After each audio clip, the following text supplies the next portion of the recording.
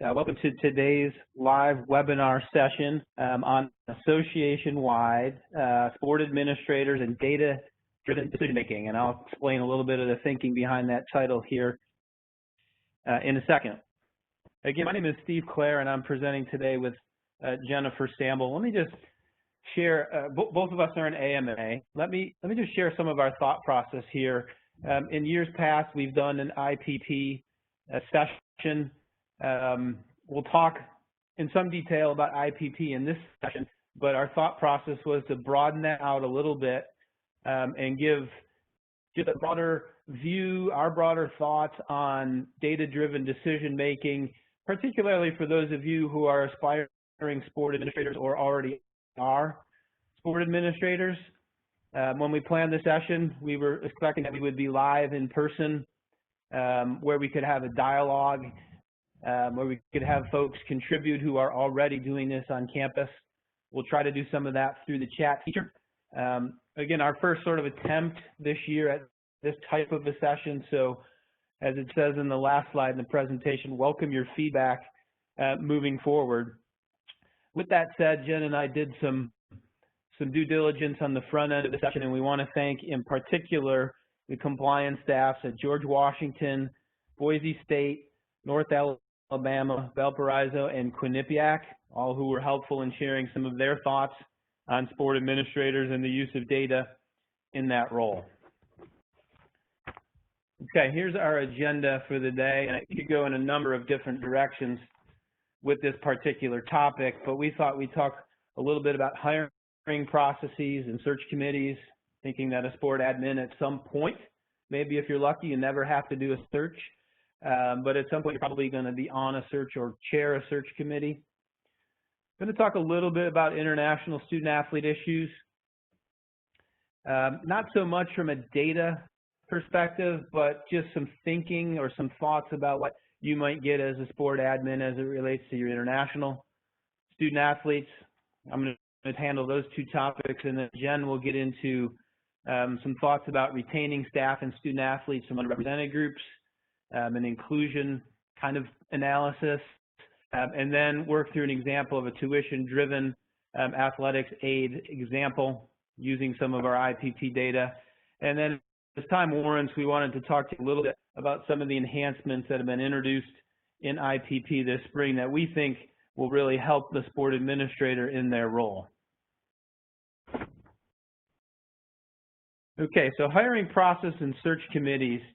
And this is more of a collection of themes as we talked with folks, as we researched, as we've handled some questions from our member schools as they have been doing searches and looking for data to support those searches. So what we thought we'd do is put together a checklist with some of our thoughts, again, for somebody who likely is going to have to sit on or even perhaps chair a search committee at some point, whether that's for a new coach for your sport program, whether that's a new compliance administrator, whether that's a new external operations assistant or associate AD.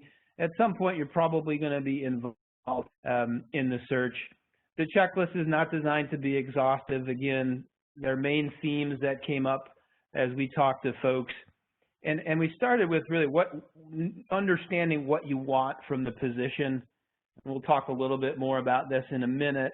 But I guess our thought process here would be what the job duties are in the job posting probably ought to resemble what the job becomes. It's not going to be a one-for-one match, 100% perfect match. But those situations where somebody signs on for a job and then walks into a job that is not at all what they signed on for, those typically are problematic, and we've seen some of that at the national office. I suspect some of you have seen some of that in your shops as well. So understanding what you want at the top of your job search is an important piece that we heard, and that's going to include partnering with your HR department in terms of the nuts and bolts of the job function, the job duties. From there, I think the next step we thought would be relevant would be to narrow down your applicant pool through phone interviews and in-person interviews. That includes knowing how many folks you want to interview. I think in this particular environment that we're in with a health pandemic going on and a lot of hiring freezes, you may be in a position where you're only hiring for an absolutely necessary position.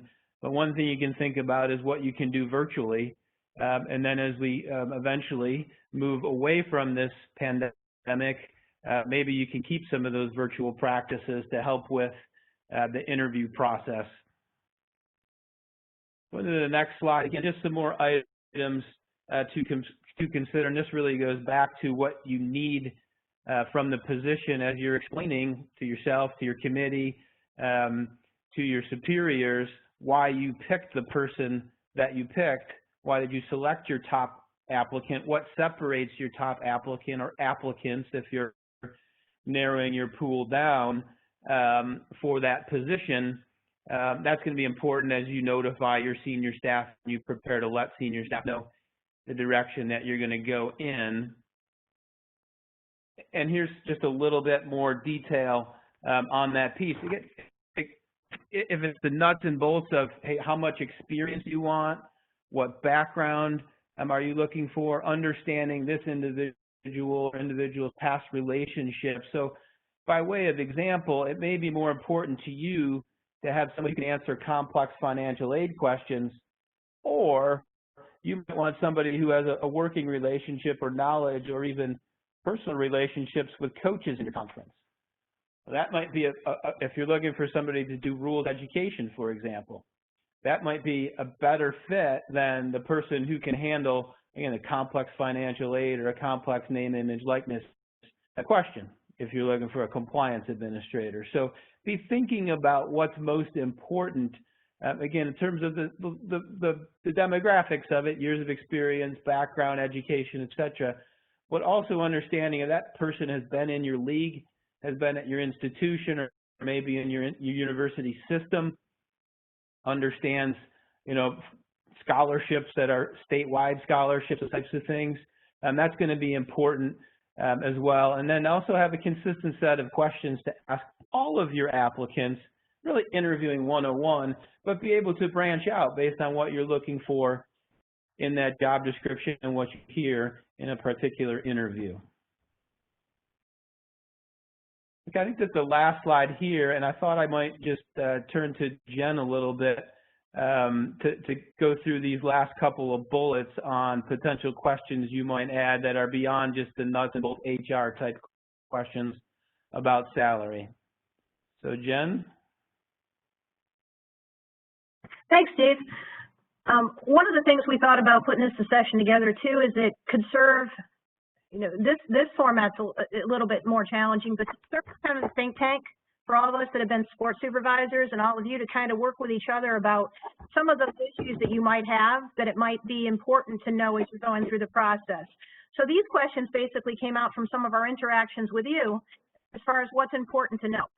So when we talk about other things you need to know other than just what the compensation is going to be, what your budget is, you're going to want to know up front why your previous coach departed and be ready for that potential question. Now that's kind of an easy one if they left you for a higher profile position or more money or went back to their former school or their former city where they grew up or something like that. But know that that's going to be a first question. And then a deeper question is, why was the previous coach not retained if you didn't retain them? So were there reasons that were pointed out to you or things you need to know, strengths and weaknesses that you might have as an institution? Be really honest with yourselves as far as if that last relationship didn't work out, why was that? And why do you not want that to potentially be the case now? Other things like, what's the campus environment or culture? Is this person going to be a good fit? So we get to the point of what's the potential coach's fit on your campus? And then what's the department's environment or culture? So those things are important. Other things we heard were things like, if you're going to hire somebody who's an assistant at a larger program that is much better funded, are you going to have that really good conversation with that potential next head coach that's going to lead you to think, okay, well, they understand that our budgets are smaller and there might be less staff or less non-coaching staff members available. How are they going to react to that? One question I heard throughout was, we have issues sometimes when somebody comes from a school of a completely different environment, whether that's smaller and all of a sudden they're into a large media market, or they come from a larger program and they go to a smaller one and they're not quite ready to make decisions on budgets that they've never had to do before. So really, out of this, we're encouraging you not only to know the numbers of to where it's at, but we're hearing from you that it's also important for you to know a little bit more about why things have or haven't worked out in the past, what you're looking for in a fit for the institution and for the potential coach, and just being ready to put in those support programs that will make them successful. So thanks for all that contributed to that conversation. Steve? Thanks, Jen. Last couple of slides here on the hiring process. And this particular was some thought process on who should be on a search team.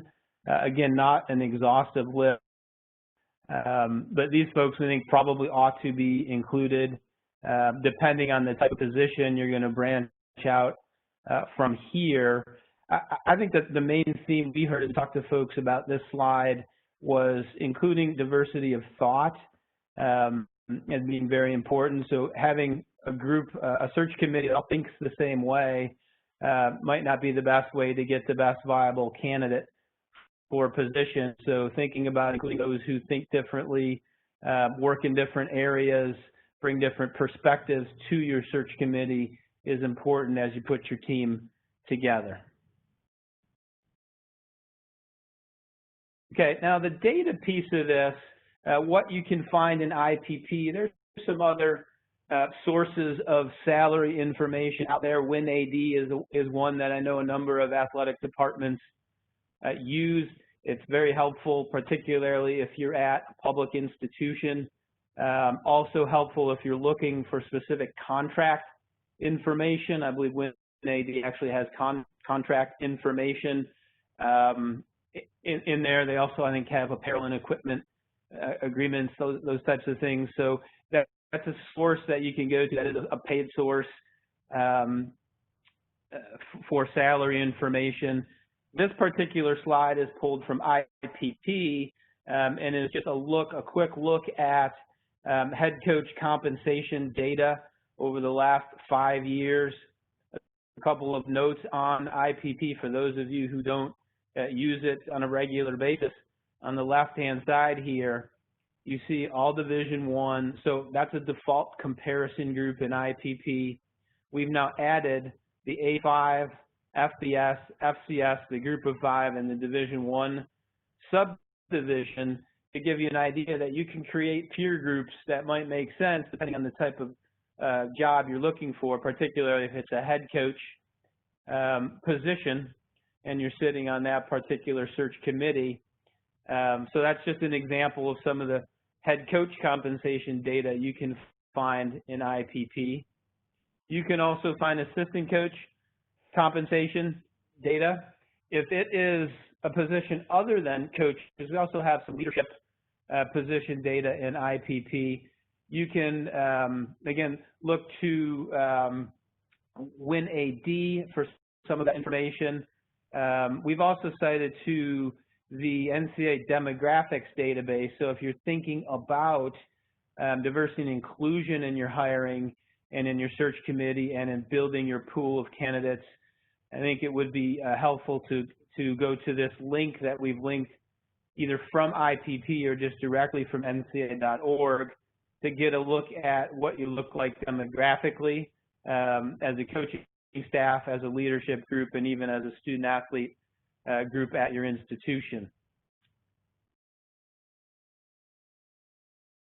A couple of additional resources on coaches' searches. APR searchable database. If you're wanting to find out what potential candidates look like from an APR perspective, this is now linked directly from IPP as well. So if you're in there looking at head coach or assistant coach compensation data, you can link to the APR searchable database. And then lastly, we provided a link to a webinar that our staff hosted. It was presented by a gentleman named Stephen Austin from Carousel analytics, not necessarily an advertisement for his group, but I just thought as we listened to him talk about his thought process, it was an interesting way to analyze and use data in a coaching search. His particular research is focused on men's basketball. There's an interesting follow on Twitter. If you do that kind of thing, you can search Carousel Analytics. And the webinar we've linked here was specific to staff continuity and the meaning and the relationship of the continuity of your men's basketball staff with your basketball team's on-court success. So as you're thinking about or going through the process of, are you going to replace the coach, one of the ideas presented in this webinar was think about what staff continuity means before you do that, or as you're looking for a candidate, are you looking for somebody who has had some of that in previous places? So I don't share that necessarily, again, as a promo for Steve Austin's business, but more so as an example of some things you can be thinking about that are data-driven and supported by data as you're going through a coaching search or any kind of job position search at your institution. So I'm going to go into international student-athlete issues. This one, I think, is just more of our thought process as we talk to a number of you folks out there, and less about data. But we did think as aspiring or current sport administrators, you're probably going to or already are wrestling with issues related to international student athletes. Did see one question here I'll address before we jump into international student athletes, and it says, how do you decide who will serve on the search committee? That's a good question, and I'll let Jen jump in here as well. And I think that's going to be specific to what job it is, first and foremost. But again, thinking about diversity of thought, diversity of positions within your department, knowing that you probably always want, at some level, a legal input. You're going to probably want the FAR's input, probably want somebody from your senior staff to at least have input, if not be on the search committee. If it's a coaching search, you probably want to have other coaches. Certainly if it's a compliance search, you'd probably want to have some coaches on the committee, since your compliance staff will be working directly with coaches. So that's just a few thoughts about how you'd want to figure out the composition of your search committee. Let me pause and see if Jen has any additional thoughts. Yeah, I would also say, based on what I've seen, depending on the position, you may either want to have a current student athlete or a recent alumni student athlete to kind of get the feel, because chances are there's going to want to be questions back and forth. There's going to be questions about how a team works that perhaps people that aren't on a day-to-day basis with a team might want asked. And that person can be very good in your initial search committee meetings when you're talking about what questions should be asked. Often they'll pick some things up. The other thing, it's also important to know the political climate on your campus. What I mean by that is, if it's a high enough profile position, you'll know that there are viewpoints, so to speak, on who should be hired. Not that that should in any way impact your eventual decision, but if there are people on campus, and Steve mentioned an FAR, but if there are members, certain faculty on campus that have strong positions or are actually alumni of the program, they might be helpful to have on. Because again, any coaching hire, you're going to probably have everybody, you know, excited, and there's going to be plenty of people to try to welcome that person, but also understand that you want to make sure you have enough of breadth of people there that if there are any potential conflicts that coach runs into or that staff member runs into, that they have buy-in from as large of the community as they can. Okay, I'm gonna jump into that international student athlete issues piece. Again, not necessarily data driven, but we did have a couple slides here we thought were interesting. And I'm going to add the link to where you find it on ncaa.org, but if you go to the search engine on the NCAA homepage and type in research, you'll get to the research homepage, so the NCAA research homepage. You could also go to ncaa.org. There's a tab for About Us, and you'll find research in the drop-down menu. when you go to the research page, they have a number of interactive databases which are really, really helpful, really valuable as you're looking at or thinking about or in need of data that is on a national level. So institutional level data, that's IPP, that's APP, that's your financial reporting system information. But national level data that might help give some framework around a particular issue you're wrestling with or trying to present. We found that these, and they're driven by Tableau, is the software, but these interactive databases on the research homepage of .org are very helpful. This particular interactive database, it gives international student athletes by country, and you can break that search down by Division I, Division II. You can also search by the number of student athletes. The next particular database allows you to look at international student athletes by country and by sport. So just to give you an idea, maybe it's talking about recruiting budgets going forward in the environment we're in. It gives you an idea of where our student athletes are coming from around the world.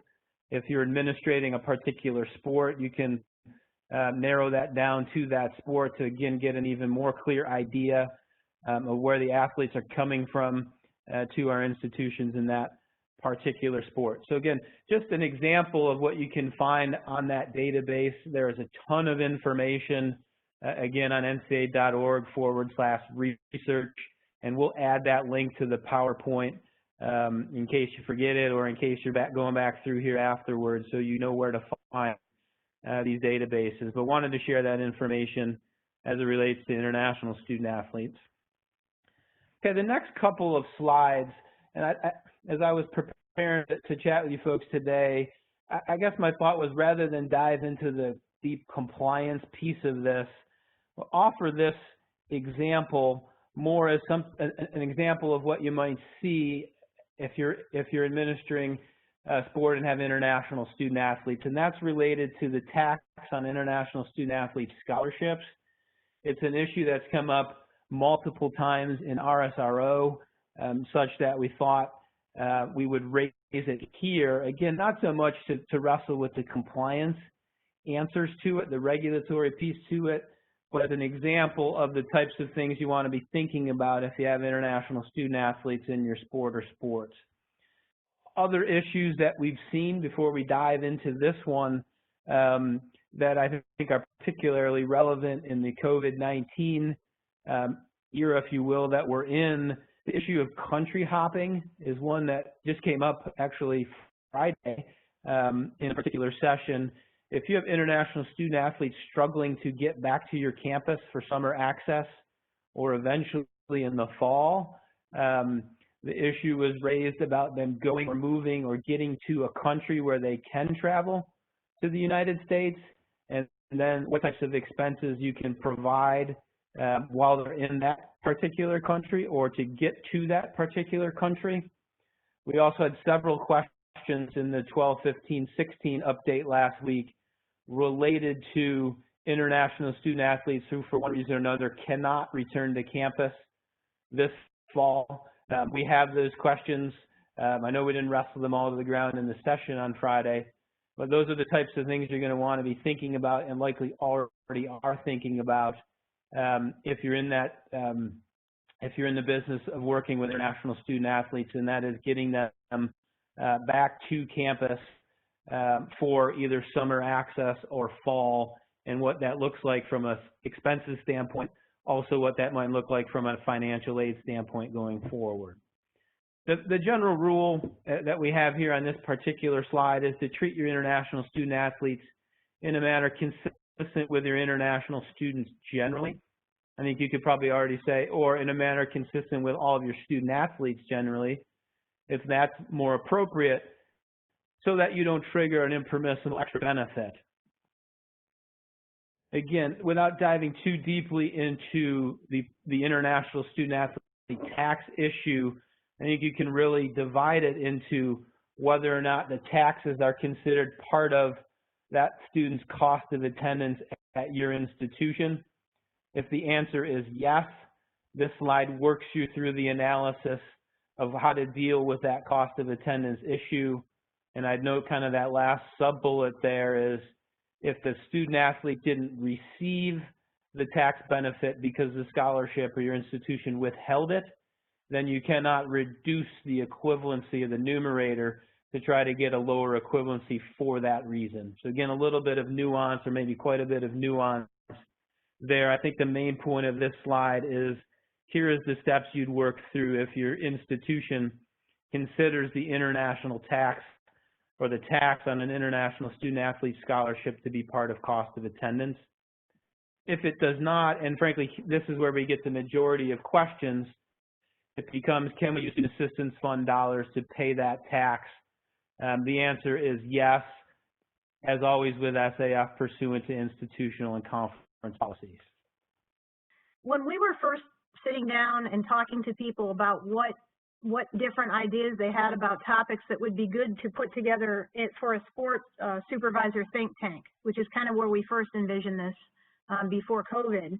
One of the issues that kept coming up that we kept hearing questions about were recruiting, retaining staff and student athletes from underrepresented groups. So we talked to many of you, have our own experiences, really spent some time talking with our inclusion staff because they've been on campus quite a bit and they've talked to a lot of groups. And, you know, it really led us to understand, and not any more so than recently, that we really live in a new environment. Asking these questions about how to not only hire, but retain staff and student athletes, and how to help them be successful at our institutions is more important, I guess, now more than ever. So we're learning a lot about preparing to create a successful culture, that this culture needs to be planned and needs to be deliberate. It's kind of an all hands on deck type of situation where when we know that if we've identified, and we'll talk about this in a couple minutes with some data points, if we know that we want to become more inclusive or more diverse, and again, your institutions will determine what that means, then it has to be a deliberate effort to look at the culture of campus, look at the culture of the community, and be able to build on that to make sure that you are able to recruit the best and the brightest, be able to retain the best and the brightest. And if you don't retain them in the case of staff, but they move on to a bigger and better position, then hopefully that then makes it easier for you to recruit and retain the next person in line. And same thing with student athletes. Student athletes that are successful, people know about the student athletes that are successful in the same way that they know the student athletes that aren't successful. And the success of those groups will help you to be able to recruit and retain in the future. So given that, we asked the question of inclusion, and I know Steve has asked other people specifically what we're going to deal with on our next slide, and that's how can sports supervisors create, maintain, and support a diverse, equitable, and inclusive culture in the athletic department and on their teams? So what do you need to know if you're trying to, you've realized that you need to do a little bit more of this, or you have identified that the next best person for this coach is to have more diversity in your program, in your department. So the first thing to know is, what's your institution story? Where are you? What's the history of your school, your environment, where are you located, and what amenities are available in the local area? So full disclosure, and not to embarrass anybody, I'll use an example from my past to kind of illustrate this a little bit. So I worked on campus, many of you know, for 20 years in a Midwestern university in a small city that was not very diverse, just because of the industry around and the nature of just the area. We were looking at becoming more diverse, more inclusive, because we felt like that would help us recruit better coaches, better student athletes, all those types of things. And when we did get student athletes, it didn't tend to mean that we would get more student athletes of underrepresented groups. We kind of stayed the same. We weren't really, you know, attracting more people that we wanted to attract. So one day at a meeting, when we were talking about what things are available, I was a member of search committee, one of my first times on a search committee, and I was hearing about these issues with recruiting diverse people. And one of the first questions I had was, well, where do they get their haircut? Because I heard this from a student athlete the first day of training camp. Where do I go to get my haircut? And pretty much everybody on the search committee said, well, what are you talking about? We got a bunch of barbershops in town, and a bunch of, name brand places that people can go to. And that's where I knew. I did not grow up in an extremely diverse community, pretty much diverse, but in college, my roommate was from South Philly, and believe me, I definitely got told on frequent basis if there was a good person that could work with African American hair or not. And to some of you, you may chuckle and think that's not a big deal, but to people that understand what I'm talking about, it is a very big deal. And to tell a student athlete who may not have a car and may not have any means of communication that if you want to get your hair done by someone who's used to working with African American hair, you need to drive 30 minutes and you need to go into a not so safe community outside of the county to get that done. Now, I will say that the campus that I was previously on has made great strides. No one has to drive 30 minutes to find a suitable hair styling place anymore. But that's just an example of, if you don't understand what the history and the location and the amenities are in your area, understanding that you may have to create a larger community within the institution and within the community to make people comfortable. So that's just one example there. Another example that inclusion talked about is being mindful of how the individuals who will interact with new staff and student athlete experiences impact if an inclusive culture can be achieved and maintained. What does your campus think about more underrepresented groups, more people from an underrepresented group? And when I talk about underrepresented groups, I'm going to tag team this with the next question about what the terms diversity, inclusion, and equity are and how important they are to your campus. So when I talk about diversity, when I talk about underrepresented groups, that could be anything from gender to race to ethnicity to religion. So if you're trying to recruit and retain people that are not the majority on your campus and in your community, how do you make sure that the individuals that interact with them will be supportive, will be positive? That's about knowing what your campus is. Does your campus want inclusion? Because if your campus doesn't want diversity and inclusion, the people that are being interviewed and brought on, and then the people that are living there, they're going to know it. It isn't something, this isn't one of those areas that can be faked. So you probably need to get a read on if not only your department, but your campus and your community will be supportive. And I think that's an important issue because you're not going to be able to do everything for all these people. And you want them to be comfortable on the community, on the campus, in the community. You want them to have a good experience because good experiences allow people to have a better chance for success. So understanding if the people on campus are going to be supportive. And if they're not in quite the place they need to be, then maybe there needs to be some groundwork, some education done on campus. Some of those people that are truly champions for diversity and inclusion, being able to work with maybe some of your campus people that aren't. There's a lot of subtle ways to do it. There's a lot of ways to do forums. And I bet a lot of you have had these experiences, and if you have questions, you can reach out to our staff, you can reach out to inclusion, but what I say is more important is reach out to your colleagues that have gone through the same thing, because they'll be helpful in saying, well, here's what we did. And again, diversity can take many forms. It can be from a mainly white campus or HBCUs. Whatever is not the majority on your campus is that group which you're going to want to really look out to make sure that you have those things in place to help them be comfortable and help them be successful. We got a question here that I think is relevant for this slide, and that is, could you define what you mean by underrepresented? So when I'm kind of getting into that now, which is great timing. So when I define underrepresented, what I meant when I said a white campus or an HBCU, and a campus that's primarily Caucasian, diverse, underrepresented could be somebody of a different racial or ethnic group. It could be somebody who is of a different sexual orientation. And the third point here is define these terms for yourself. So what does it mean to have diversity on your specific campus? Rural, urban campuses are going to be different. Maybe your diversity is socioeconomic status. So being able to define that for yourself on campus, then being able to define what does inclusion mean? Does that mean total immersion on campus? Does that mean acceptability in certain areas, but making sure that you want to integrate your student athletes or your staff fully in the campus or the community culture rather than just in your department? And then, really importantly, equity. So equity is one of those interesting words that equity doesn't mean exactly the same. That if one person gets one thing, the other person gets the same thing. So I will go back to a conversation I had with an equipment manager at one point in time.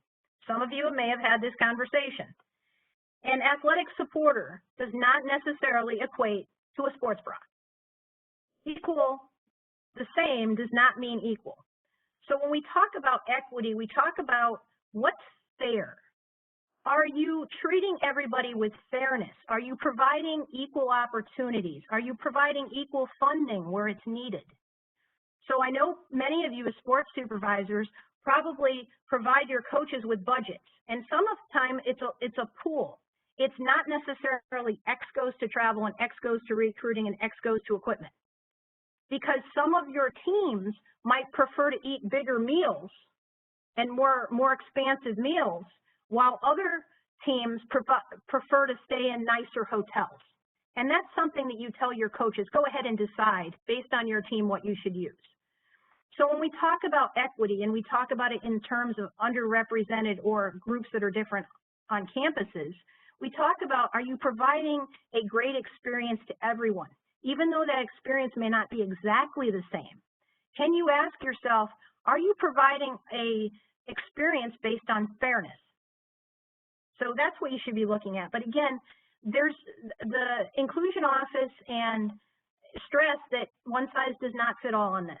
So it's important on your campus to decide what is diversity, what is inclusion, what is underrepresented groups. If you are on a campus that is religiously affiliated, an underrepresented group could be atheists, or it could be somebody who belongs to a religion, which is a minority on your campus.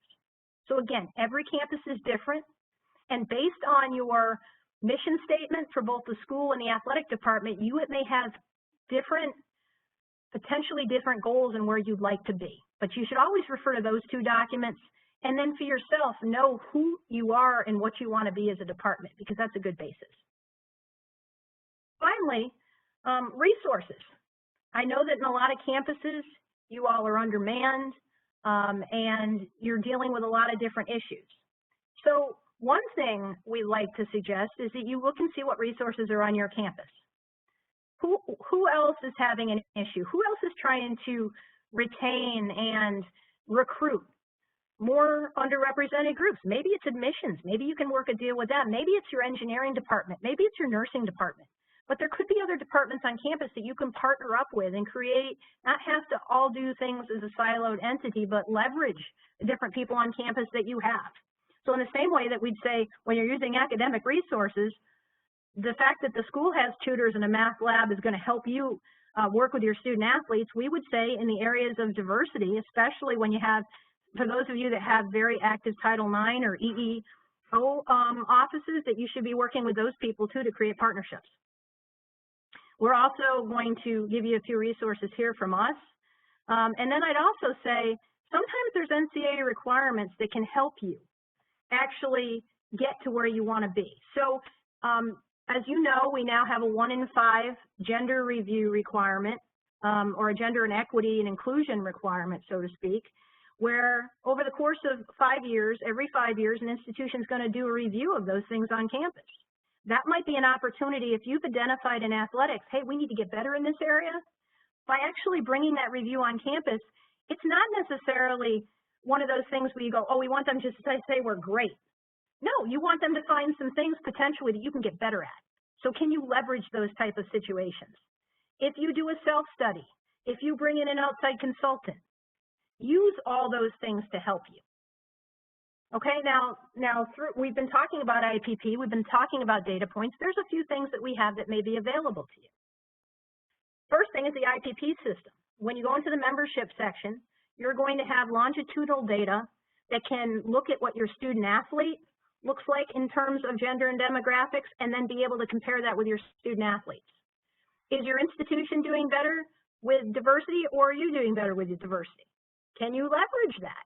So in other words, if athletics is doing a great job with it. Can you work with your institution and say, hey, we're doing a great job with this. Let's encourage this across campus. Is there more partnerships we can make? You're also going to be able to look at where your coaches are. Are your coaches matching up to your student athletes? If it's imbalanced either way, then you might want to look at what can we do to either increase our coaching ranks with underrepresented groups or increase our student athletes. What are we doing right? What are we doing wrong? Where can we get better? And if you know colleagues are in different areas, where can they help you? And the last thing is your administration. So at some point, there's lots of studies out there that say that people will go to a place where they see people like themselves. So if student athletes don't see other student athletes that look or are like them, then that's going to be a harder sell. If at some point student athletes don't see coaches that look like them, that could be a harder sell. The other thing is that most underrepresented groups have battled for years to get more student athletes to stay in the sport and become coaches. Well, the more that they can see people like themselves that have risen through the ranks and stayed in coaching, the better success that's going to be. And likewise with administration. A lot of coaches, a lot of student athletes think about potentially sports administration in the future. The more that they can see people like them and people like them that are really good at what they do, that's going to encourage people for the future. So it's almost a pay it forward in some of these areas.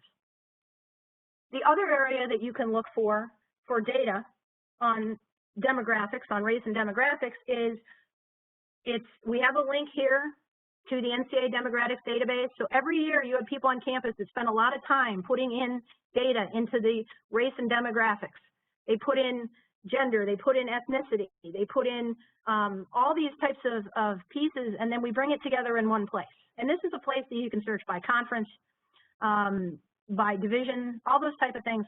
See where others are at and be able to see where you are. How do you ensure a diverse candidate pool? If you have thoughts on that one. Mm-hmm. Well, I can probably give you a little bit from my past. I've served on a lot of search committees in the past, some more successful than the others, some hit them out of the park, and some of them, you know what, you just think we got to be better than that next time. And you learn from those things, all those experiences. But different areas, make sure you reach out to groups that represent different areas. And what I mean by that is Black Coaches Association, Minority Interest and Opportunity Committee, Title IX organizations, Women's Leaders is a great organization for upcoming female coaches. But there's a number of those things out there. I also believe that a number of the associations involved with NACDA have places that they can talk to on people like that. I do know our inclusion people, and we will give you their information. They also maintain a database, so if you're looking for a list, you can reach out to them and they can give you a list of some different associations they work with, so that might help a little bit. Okay, so we're going to move on to a brief conversation here, again, in the interest of time, on tuition-driven athletics aid analysis. And the reason behind this is, and I think it's very timely for what we're seeing today, budgets are tight. Not that they always weren't tight, but they're much tighter now. Institutions are analyzing their sport offerings. And for a lot of institutions that are tuition-driven, and again, we don't always talk about the tuition-driven importance of many institutions. They're looking at roster management. Some of you are looking at what do we do? Where can we figure out how to be able to make the case to our board that we shouldn't be cut? So again, institutions are looking to cut, and we're all feeling it, and we all either have been or know people that have been on furlough or unfortunately lost their positions. So is there some things that you can be looking at to be able to demonstrate where a team or teams can get to the point where they're actually generating revenue through tuition for many of the student athletes? Now, we know a lot of the programs don't, but there are some programs that do. And based on the early data we have, a lot of the Olympic sports are the ones that are being hit most by budget cuts. Now, if we had given this presentation a year ago, we would have talked about adding teams and where to grow. And in some respect, we still might be. But this is more of a conversation of seeing where the most bang for the buck is and where you can demonstrate to your board and to your people that are handling the fiscal operations on your campus that if you're tuition driven, maybe you don't want to cut in the athletic realm because they're being able to get a lot of bang for the buck, bring in student athletes that are successful in the classroom, and you can demonstrate through that to academics, but how can you demonstrate that fiscally?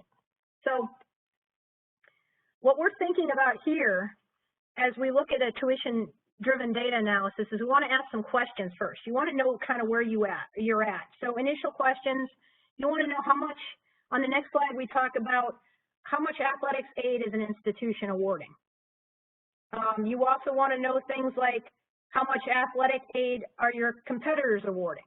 So know where you are. First of all, know what your numbers are and know what each of your teams are potentially bringing to the institution. And then know what your competitors are doing. Now, using the IPP system, you have peer groups by division, by conference, and you can create your own peer groups. So you'll be able to see that type of thing. And then, as I said before, are there certain sports which might be those type of sports that would be really vulnerable to cuts that are actually bringing money to the institution? And that's another way to demonstrate to the institution, hey, you don't want to go there in this area. I have a very good friend at an institution, and I won't in any ways, give out her identity. But this institution was recently looking to cut some sports. And it was only through the investigation of how much these individuals were actually bringing to sports, because it was a partially funded sport, did the institution realize, hey, we're actually making money on having this sport. So in that case, sometimes this analysis can really kind of be one of those things that can help. So looking at those things. All right, so on the next slide, we're going to get into just a couple of screenshots here that are going to illustrate what I mean. So knowing what the total amount of athletic grant and aid. Now, when you go into the system, you will have your institution listed against your competitors, so you will know where this is. But this is just an opportunity for you to see by division, maybe how you would divide to figure out what are people in your subdivision giving out compared to you as far as athletic grant and aids. Okay, after you look at that, you can also then be able to compare where you are in equivalencies. So are you really high in this level or are you really low? And then how can you do a deeper dive on that to figure out, okay, how can we, is this where we should be, and how do we really justify where we are and either staying where we're at or potentially even growing? Sometimes there's opportunities presented in fiscal downturns that can help you. So after you can look at equivalencies, we're going to take a look real quick here at an example of what I've been talking about, and it's cross country. What I'm going to tell you to focus your identity or your energies in real quick is the bottom line, Division I subdivision, and the 2019 column at the bottom. What this is telling us is that in 2019, in the Division I subdivision, the average number of equivalencies awarded was 6. Okay? Think about that for a second. 6 equivalencies. On the next slide, I'm going to ask you to look at that very bottom corner again. And in the Division I subdivision, 20 people are receiving those equivalencies. So again, the previous slide, if we look in the corner, we're seeing that 6 equivalencies are leading to, on the next slide, 20 people on a team that are receiving that. So you could have 30 people on that team, but 20 are receiving money. So that gives you an idea of maybe more bang for the buck. Now in cross country, a lot of those cross country runners are running indoor and outdoor track. It's just counting in cross country. So I'm using the example of a sport which has faced some cuts over the last several years. And here's a way that you potentially could demonstrate what that team is bringing. In the not too past future, we saw a lot of schools adding sports like women's lacrosse, the fastest growing sport. Why? We've heard feedback that says, well, it's a team that has a lot of bodies on it, so it's really good for Title IX. There's a lot of people playing. Lacrosse is growing across the country for women. And also, in the socioeconomic status, tends to be played at prep schools and in a lot of affluent communities. And overall, there's a lot of people that can be put on a team for a low number of equivalencies. So that's just an example of how you can potentially use the data to be able to deep dive and be able to look at your budgets and think creatively. I was on a campus once that went through some potential budget cuts in the mid-2000s. Our answer in the end wasn't to actually cut, it was to add a couple of teams because we had a couple of facilities that offered to allow our golfers to use the facilities for free. And we basically had one equivalency for men and one for women, yet we were able to have 16 or 17 student athletes. So it's just a different creative way of doing things. Other questions you might want to ask, are you looking to increase your enrollment by gender and or ethnicity, aka the lacrosse example? Knowing your institution's recruitment footprint, knowing your institution's competitors' footprint, and then picking out whatever else is important to your school to be able to deal with these things. So again, maybe just another way to either generate revenue or demonstrate how your institution, how your department is actually bringing more money to an institution, especially on a tuition-driven institution's campus. We also said we would give you some resources in this area. So the Office of Inclusion, they have a web page that has a number of different very helpful resources. We also have the email of the Office of Inclusion. There is a very good diversity, inclusion, and sport article that talks about what some people are doing and some longitudinal analysis of what's going on out there. And then let's remember, especially in this period of which we're working right now, that it isn't that it hasn't always been, in many cases on campus, somewhat of a 24/7 situation to be an administrator or a coach on campus, but even more so as we're dealing with just anxiety and student athlete anxiety and different type of issues. There's a great article on workaholism and burnout in college athletics, and those are just things that you should be aware of yourself and aware of for your coaching staff and your staffs. Because if you're aware of it, then there's a way to try to find solutions or maybe even just support each other. This spring, there were several enhancements made to IPP, some we've worked on for a long time. I think all of them are in response to folks like you who are end users of IPP. Let me highlight a couple on the page that I think are particularly important for sport administrators. The second bullet here, I think is a good one if you're a sport admin, to be able to filter your peer group by championship participants. So if you're looking to set some aspirational goals for your sport program, if you're trying to get your program to another level or another tier, IPP now lets you select the previous year's championship field. Although not on this slide, we also have added the ability to select by RPI or net for those sports that use RPI or net, ranking a particular grouping of schools. So you may not be aspiring to get into the men's lacrosse championship field, or maybe better said, the men's basketball field, but if you're trying to get into the RPI 101 to 200, you now can select that as a filter for your peer group. And the slides that follow this one show you how to do that in the system. So that was an important, we think, enhancement for sport admins. And then another couple bullets down, the ability to export the chart data directly into a spreadsheet without having to copy and paste and have some of the formatting issues for reporting purposes, for analysis of data purposes. This is a nice function. Again, the slides that follow show you exactly how to do that in the system. A couple quick updates not on here. We've now included academic major selection data in IPP, so that's under the academics tab, so that you'll be able to show very quickly a particular team or your student athlete groupings, what majors they have selected. And then finally, although it's not in the system yet, we got an email this morning to test the ability to create your own reports in IPP.